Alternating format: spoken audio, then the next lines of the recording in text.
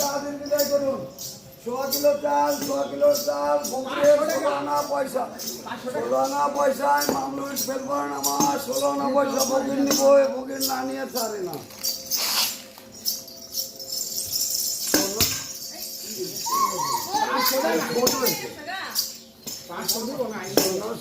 সংসার ভাই চান সবাতে কইয়া যায়, ঘটমতার কিছু কইয়া যায়।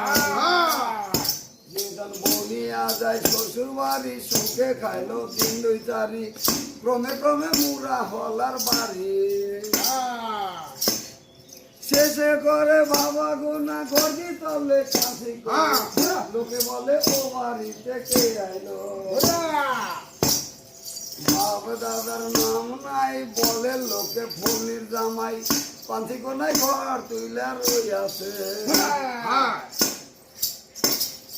ঘষা পয়সা যেমন হয় ঘটা মোতা তেমনি রয়, ঘষা পয়সা ফিরে যেমন দোহানে। ঘষা পয়সা যেমন হয় ঘটা মোতা তেমনি রয়, ভালো লোকে চিত্তের কথা না শোনে।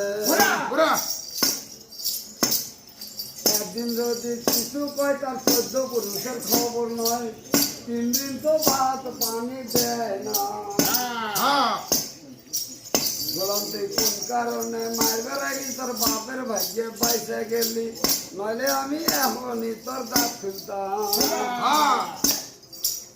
ওরে তুই জামাই হইয়া খুলবি দাঁত, তুই কি জামাইয়ের জাত, আমি কি তোর ঘরের দিদি বই আছি।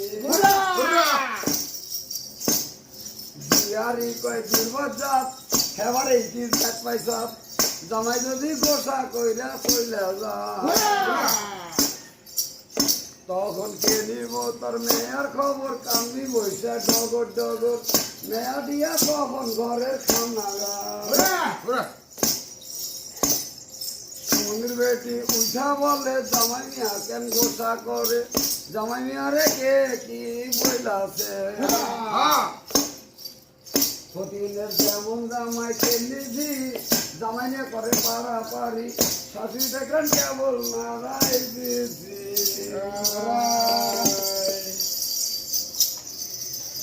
আমি আমার শেষ করার